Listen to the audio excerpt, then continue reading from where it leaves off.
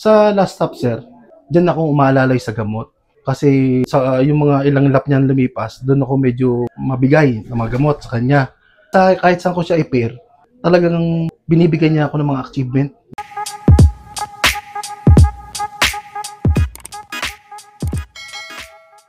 Magandang hapon mga kalapatids. Ako nga pala si Richard Bistar, Pigeon Bansier ng San Jose, Batangas. Yun, syempre bago ulit natin simulan tong video to, sir. Maraming salamat po ulit sa pag-unlock na makapag-loop visit sa'yo. Yun, sir, pwedeng maipasyal mo kami sa loop mo.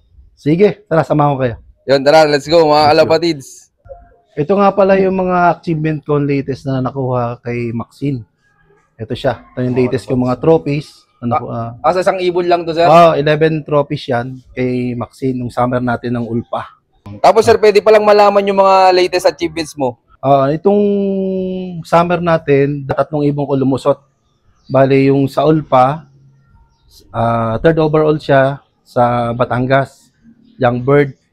Top lap champion siya ng Pasakaw. Tapos dun sa one bat naman, 2 ibon na lumusot sa akin. 2nd overall young bird at saka 9 overall young bird. Ayos, tingnan nyo mga kalapatids.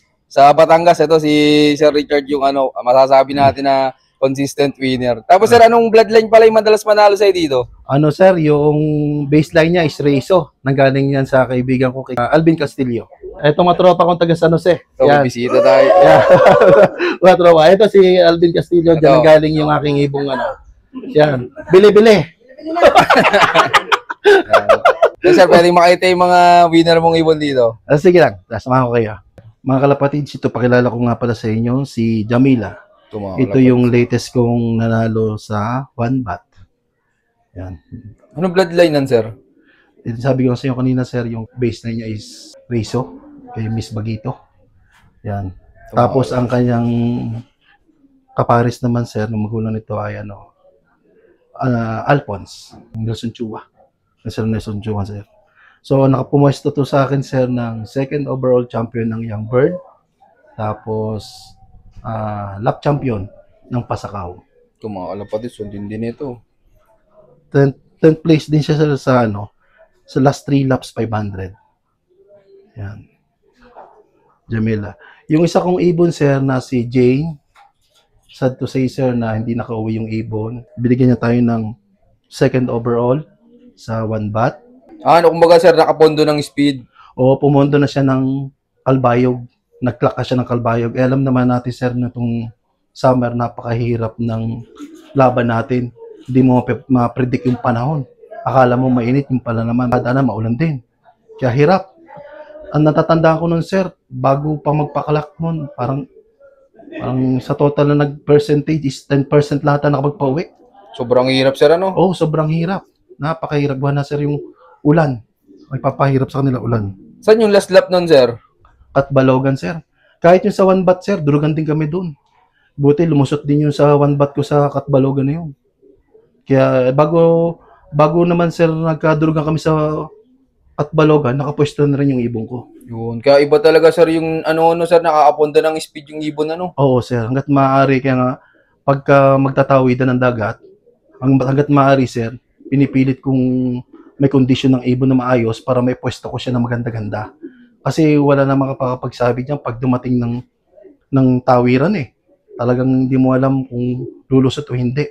Ngayon, kung makakapwesto ka na, iba-iba. Ilang kilometer dito, sir, yung Katbalogan?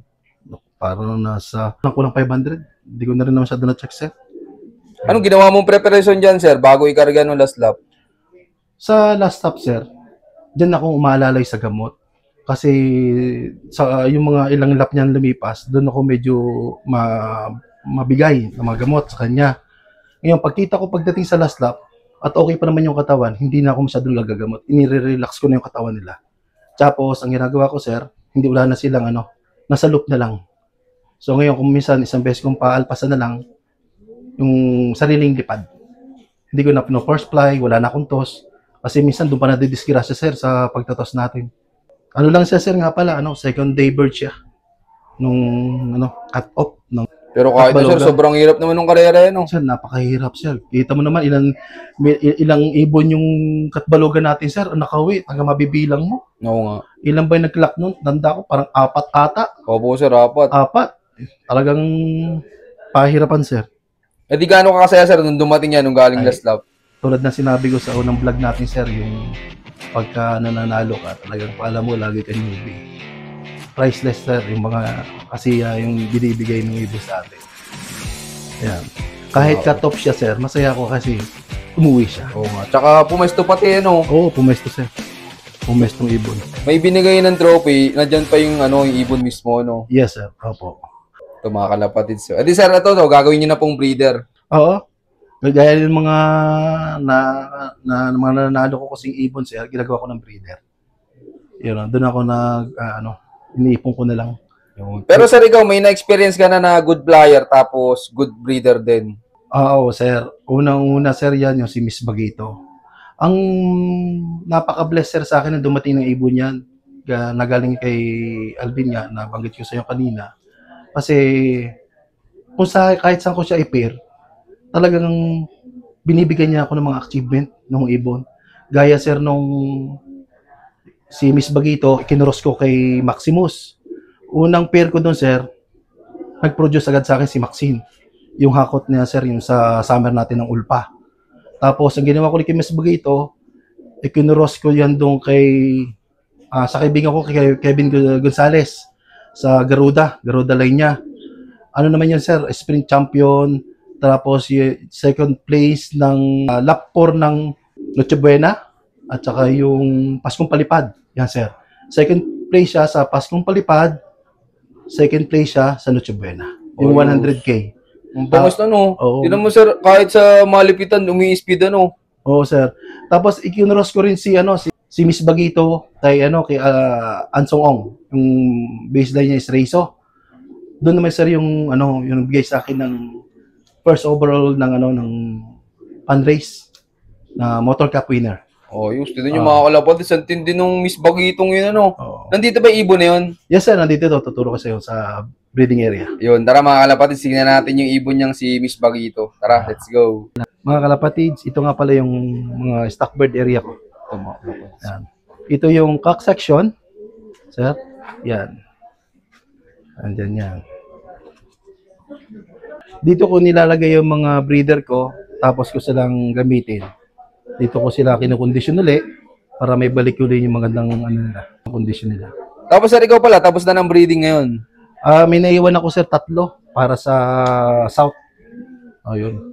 Pero pagkatapos itong isang clutch na to, babaklasin ko na rin. I-re-rest ko na ulit sila para prepare ko for summer. Anong buwan ka, sir, nag-breed ng pang-summer race mo? August. Start na ako ng August niyan. Next month, pinapahinga ko sila. Ay ilang club din natin nasali natin medyo. Pero meron pa tayong oil Yung kaya pinapahinga ko sila, sir, para makabawi ba. Hanggang ilang class ka, sir, sa breeder mo? Hanggang 2. Tapos pahinga na ulit, tapos pwede na ulit gamitin. Oo, tapos ginagawa ko, sir, yung aking paboritong mga breeder, yung maaasahan ko, mayroon yung kasabay na yaya. Okay. So, pagka unang clutch, tapon. Pangalawang clutch, yaya. Pangatlong clutch, kanila. Ganun. Tapos sir, pag pang norte naman, anong buwan ka nag-breed? Sir? January. Gusto ko kasi, sir, laro yung medyo bata-bata pa eh. Para yung mga parang 6 months pa lang sila pag aabot na ng derby. Mga gano'n. 6 to 7 months. Gano'n. Yun yung hiyang sa'yo, sir, na buwan? Yeah. Parang tingin sa bata, medyo mas gigil pa umuwi eh. Mas gigil sila umuwi pag medyo bata-bata pa. Ayun. Yun ang hiyang sa akin, sir, ha? Yun. Tapos sir, saan nakakulong si Miss Bagito mo? Ito, sir. Dito, kababaklas ko lang sa kanya. Nandito siya, sa hen section area. Ito, kukunin niya, mga kalapatids. Makikita natin si Miss Bagito. Kalapatids, ito nga pala si Miss Bagito. Ito pala yun, mga kalapatids. So, sir, pwedeng malaman yung mga na-produce na winner nito ni Miss Bagito mo? Okay. Ito si Sir Miss Bagito, nung nilaro ko 2018. Second day bird siya ng Tacloban. Tapos, inilaro ko siya ng invitational race ng MacArthur. Pang siya, sir? Pang 5th place.